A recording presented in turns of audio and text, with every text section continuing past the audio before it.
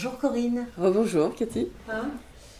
Alors écoute, aujourd'hui j'aimerais que tu rentres dans les détails de la formation que tu vas nous proposer bientôt, qui est une formation en hypnose vibratoire quantique. Oui. Je crois qu'on n'est pas nommé vraiment Non, le titre non. jusqu'à présent. Alors, c'est très important, tu as vraiment choisi ces mots parce que c'est totalement le résumé de ce que tu proposes. Oui, tout à fait, parce que on va travailler donc en hypnose dans le domaine du quantique et puis surtout sur les aspects vibratoires. Parce que en fait, pour moi, tout est vibration, tout est message vibratoire, que la parole est une fréquence vibratoire, qu'absolument tout ce que l'on peut ressentir est du domaine du vibratoire. Et donc moi, je vais axer beaucoup en fait cette formation sur ces trois pôles, l'hypnose, le vibratoire et le quantique. Totalement. Alors c'est la première question qui me vient parce que moi j'étais extrêmement touchée par ta voix. Et là je sais que tu vas vraiment insister là-dessus. Oui, beaucoup. Tu peux nous en parler un peu?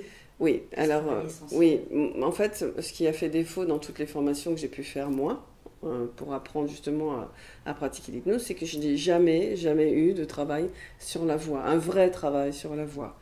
Et je ne sais pas si ça t'est déjà arrivé, mais tu as des voix en fait qui te parlent, il y a des voix qui te parlent pas, il y a des voix qui te gênent même et que tu peux pas écouter. Voilà, et moi, quand j'ai commencé à travailler en hypnose, je me suis rendu compte au niveau vibratoire, en moi, à l'intérieur de moi, ce que ça faisait en fait la voix, l'impact que ça pouvait avoir en fait sur mes cellules, sur ma manière de réagir, sur mes ressentis, et suivant l'intonation de la voix de la personne, je sentais des différences en fait en moi.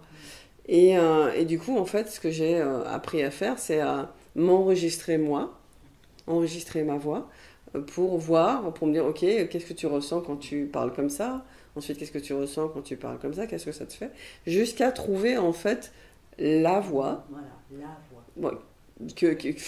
Que je souhaitais représenter en fait en tant que praticien qui fait une séance d'hypnose de régression à une personne. Et pour moi, je ne sais pas pourquoi, c'est comme si en fait, lorsque je mets la personne en état d'hypnose, c'est un peu comme si moi-même je me mettais dans un état second et que je connecte en fait à la partie la plus élevée de moi-même, la partie la plus divine. Sacrée. Exactement. Oui, parce que voilà, le sacré c'est extrêmement important pour moi.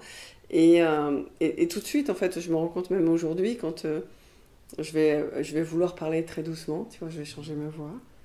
Elle va être plus douce, plus ronde, plus suave. Tu vois, elle va changer naturellement. Totalement. Et du coup, c'est vrai que ça permet aux gens de voir la différence. C'est clair. Je vous invite, si les personnes découvraient aujourd'hui Corinne, à aller écouter ces séances. La voix est juste incroyable, quoi. Oui, puis j'ai créé aussi quelques séances d'auto-hypnose avec certains, une avec deux autres personnes. Ça a été créé durant le confinement pour aider les gens justement à passer cet événement-là. Et puis j'ai aussi enregistré certaines canalisations que j'avais fait avec ma voix parce qu'il m'a été demandé de transmettre au travers de la voix, parce que la voix est une fréquence vibratoire qui permet en fait de connecter au monde d'en haut en fait. Ça ne se fait pas qu'à travers le corps, ça se fait au travers de la voix. Et si on écoute, tu vois, si tu mets ta main comme ça et que tu parles, en fait, tu vas sentir la vibration au niveau de ton cou. Et donc c'est une vibration en fait qui reste pas là. Tu imagines, tu sais, tu prends un étang, tu jettes une pierre dans l'étang, tu as des ondes en fait qui parcourent cet étang et qui vont jusqu'au bord. Et ben la voix, c'est la pierre que tu jettes dans l'étang et toutes ces vibrations qui vont parcourir l'étang jusqu'au bord. Et le bord de l'étang, en fait, c'est le monde de l'éther qui vient se connecter en fait à cette vibration et qui vient créer ce lien avec. D'où l'importance donc de travailler ma propre voix pour permettre à la personne de vraiment se sentir dans un état de légèreté, d'apaisement, parce que tout le monde me dit que j'ai une voix très apaisante. Et du coup, si la personne n'est pas apaisée, en fait, elle peut pas se lâcher, se laisser aller et vraiment pouvoir monter vibratoirement. Et puis il y a la voix aussi de celui qui va s'exprimer au travers de l'hypnose, qui va lui permettre justement de connecter en fait avec le monde du subtil. Donc le travail sur la voix, pour moi, il est juste essentiel. On doit placer sa voix. Et donc, dans ma formation, j'ai un module complet en fait sur le travail de la voix, et on ne passe pas à autre chose. tant que la voix n'est pas placée pour chacun en fait chacune des personnes qui va venir faire la formation avec moi. Voilà. Et souvent, je me rends compte que, en tout cas, toutes les personnes que j'ai formées jusqu'à présent et avec qui on a travaillé la voix, c'est parfois très perturbant, mais c'est très libérateur. Parce que ça vient vraiment, parce que lorsque tu es connecté à ta voix, tu es connecté en fait à tout ce que tu es à l'intérieur, et donc ça vient remuer des choses.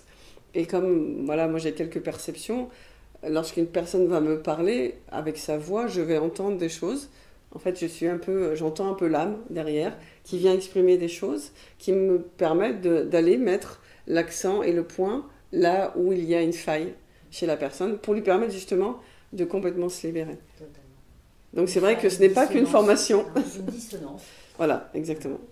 Tout à fait. Vraiment faire ce grand travail personnel sur soi, pour chaque personne. Pour chaque personne. On parlait vraiment de reconnexion. Oui, tout à fait, parce que moi je sais que dans toutes les formations que j'ai faites, on va te former, on va t'apprendre une technique et puis vas-y, débrouille-toi. Mais par contre, toute formation est un peu thérapeutique parce que justement elle vient te chercher. Mais le souci, c'est qu'est-ce que tu fais avec ce qui vient de se réveiller. Et moi, l'idée, c'est de ne pas laisser la personne avec ce qui vient de se réveiller et qu'elle a besoin d'évacuer et qu'elle n'a pas encore évacué. Lui prendre la main tout au long du parcours. Exactement. S'il y a besoin, la personne, si elle craque ou s'il arrive quelque chose, je vais la prendre et je vais lui faire un soin à part, en dehors de la formation, le soir. Il y aura effectivement, si nécessaire, une prise en charge individuelle. Tout à fait. Et qui sera compris dans la formation. Totalement. Et puis donc justement dans cette formation, où il y aura évidemment énormément de théorie parce que tu as vraiment un contenu extrêmement riche. J'ai tenu vraiment à mettre le maximum de choses pour que les personnes auront un fascicule qui leur sera évidemment remis. De plus de 100 pages, oui, tout à fait. Et donc tu as déjà, je dirais, inclus plein d'exercices. Des exercices sur l'intuition. Parce qu'en fait, tu travailles tu travailles avec un monde que tu ne connais pas, que tu ne vois pas. Donc, comment tu peux te fier à ce que l'autre dit? Parce que on sait, toi et moi, que dans le monde d'en haut, il y a à la fois de la lumière et de l'ombre. Et du coup, pour éviter de tomber dans un ego spirituel ou d'être à l'écoute et de valider ce que l'ombre dit derrière la lumière, il faut être aussi connecté à ses propres ressentis. Et donc pour moi, c'est important de travailler sur cette notion du ressenti, donc de l'intuition de la personne. Donc il y aura des exercices qui vont permettre à la personne de développer son intuition, et il y aura des exercices qui vont permettre à la personne de développer la vibration. Qu'est-ce que la vibration? À quoi elle sert? Et comment moi je peux m'en servir en moi en fait, et comment je peux pratiquer avec cette notion de vibration et d'intuition pour permettre à la personne d'aller vraiment là où elle doit aller et de ne pas me laisser leurrer en fait par des ombres qui pourraient venir interférer durant la séance. Moi, tu vois, par exemple, lorsque je fais une séance avec quelqu'un, je suis complètement ouvert à cette personne et j'arrive à sentir son émotion avant même qu'elle la sente. C'est ça en fait. C'est ce travail de l'intuition et de la vibration qui me permet en fait de savoir ce qui se passe avant que ça se passe. Et souvent, lorsque je vais dire quelque chose à la personne, elle me dit « Mais comment tu peux le savoir? Je ne te l'avais pas dit. » C'est parce que je me connecte pleinement. Totalement connecté à la personne. Complètement, en fait. Et c'est quelque chose que je fais dans ma pratique. Et l'idée, pour moi, c'est d'arriver, en fait, à le transmettre aux autres. Par ces exercices-là. Voilà. Vraiment, j'insiste sur sur ces points fondamentaux que tu as vraiment construit cette formation pour arriver à transmettre un maximum d'outils. Oui. Et surtout, parce que moi, pour aussi avoir effectué des formations, quand on ressort de là, effectivement, on a de la théorie, mais on manque énormément, crucialement de pratique, et on a l'impression de se jeter dans le vide. Et heureusement, parfois, on va faire des échanges avec d'autres, c'est important aussi. Voilà, c'est très important. Oui. Mais toi, tu l'as déjà inclus dans cette formation. Oui, tout à fait. Il y aura vraiment cette formation avec énormément d'études de cas, énormément d'outils que les personnes vont pouvoir expérimenter. Oui, parce que l'idée pour moi, c'est que la personne, elle ne soit pas démunie face à une situation un peu particulière qui n'aurait pas été évoquée. L'idée, c'est de proposer plusieurs études de cas et de demander, alors ça sera plus sur la fin du cursus, donc avant la grosse pratique, en fait, c'est de lui dire, ok, voilà, il arrive telle situation, qu'est-ce que tu fais? Qu'est-ce que tu dis? Et je vais faire un certain nombre d'études de cas, en fait, où chacun réagira à sa manière et pourra peut-être éventuellement enrichir. Parce qu'en fait, il n'y a jamais une seule solution, il n'y a jamais un seul chemin, il y en a plusieurs. Et c'est autant de vérités que la personne peut exploiter. Il n'y a pas une solution, il n'y a pas une chose qui est juste et l'autre qui ne l'est pas, en fait. Il y a plusieurs chemins et l'idée c'est de permettre à la personne d'être un peu comme moi en arborescence, c'est-à-dire de se dire ok, bah, je peux faire ça, puis je peux faire ça, puis je peux faire ça, et puis là je peux réagir comme ça, et là je vais aller dans cette direction, et là je peux faire comme ça. L'idée c'est que justement à la fin de la formation, la personne elle ait cette capacité en fait de fonctionner en arborescence et de se dire voilà tout est possible et je peux faire tout ça. Et je connais tous ces cas-là et j'ai vu une grande quantité de cas. Alors on voit jamais tous les cas, faut pas non plus... on va pas exagérer non plus, mais je veux dire, il y a quand même un certain nombre de cas qui sont très évoqués. Et c'est aussi pour ça que la formation, elle est relativement dense. Absolument. Bon, c'est une formation extrêmement dense parce que tu as des années d'expérience. Tu as eu, comme tu évoques, on ne peut jamais voir tous les cas, mais toi, tu en as déjà vu énormément. Et donc là, j'en ai vu pas mal. Tu transmets vraiment toute cette expérience. Oui, tout à fait. Un point qui est très important aussi, c'est d'évoquer que cette formation, elle est vraiment accessible à tous. À partir du moment où la personne, j'ai envie de dire, a envie. C'est ça. En fait, alors, on n'est pas obligé d'être un professionnel de l'hypnose. Et je dirais même, je préférerais, parce que il y a des gens qui pratiquent l'hypnose et donc qui ont des modes de fonctionnement, des croyances. Et c'est plus difficile de casser une croyance qui est bien ancrée que de travailler avec quelqu'un qui n'en a pas. Alors, pour autant, hein, j'ai déjà eu des personnes qui faisaient déjà de l'hypnose, qui sont venues se former à ma technique, et c'est ok. Parce que je veux dire, mais moi je demande à ce que les personnes, elles déposent ce qu'elles savent, leurs croyances. Après, elles les reprendront si elles veulent les reprendre, et c'est ok.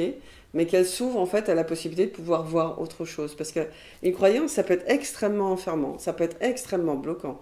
Tu vois, je veux dire, quand tu crois à quelque chose, parce que tu as besoin, parce que ça te sécurise, parce que tu as toujours cru à ça, quand on te dit, bah non, c'est pas ça, ton monde peut s'écrouler.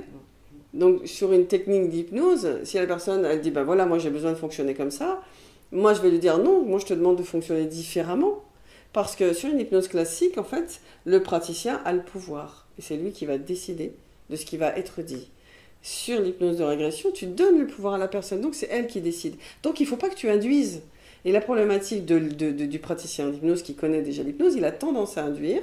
Et tu verras donc quand on fera la formation au cours des exercices que c'est très facile d'induire. L'idée c'est d'induire le moins possible parce que un petit détail qui est connu en hypnose, le cerveau ne fait pas la différence entre le réel et l'imaginaire, donc tu peux induire un certain nombre de choses. Mais en induisant toi en tant que praticien un certain nombre de choses, tu vas pas forcément permettre à la personne de regarder dans la direction dans laquelle elle doit regarder. Tu vas induire des choses, donc elle va voir ce que tu induis, mais elle ne va pas voir ce qu'elle doit voir. Voilà. Et moi, l'idée, c'est de l'amener à voir ce qu'elle doit voir, et pas ce que toi, tu voudrais éventuellement l'amener à voir, parce que tu as l'impression que c'est ça. Et donc, tu vois, il y a un travail subtil, qui doit être fait, c'est pour ça qu'il faut être vraiment à l'écoute de son ressenti. C'est est-ce que c'est juste pour moi, dans ce que je ressens maintenant? Est-ce que je peux lui transmettre, pas lui transmettre? Comment je fonctionne avec elle? C'est un travail qui est très éprouvant aussi pour le praticien, en fait, quand il est dans une...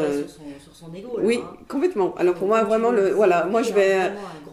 J'avertis déjà, l'ego n'aura pas forcément beaucoup sa place, que ce soit pour mon propre ego ou pour l'ego des autres, et que j'hésiterai pas, en fait, à venir bousculer les gens si je sens qu'en fait, ils sont dans l'ego, et que cet ego peut être impactant, et qui peut être gênant, en fait, pour les séances. Donc que les gens sachent que je suis quelqu'un de très bienveillant, mais je vais pas hésiter. Mais je vais pas hésiter en fait à venir appuyer là où ça fait mal. Voilà. Pour l'élévation de tous.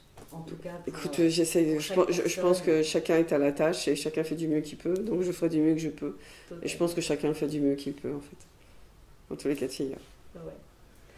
Merci pour ces vraiment précisions extrêmement, je dirais, cruciales pour moi parce que je pense que là, on mesure bien la richesse de cette formation.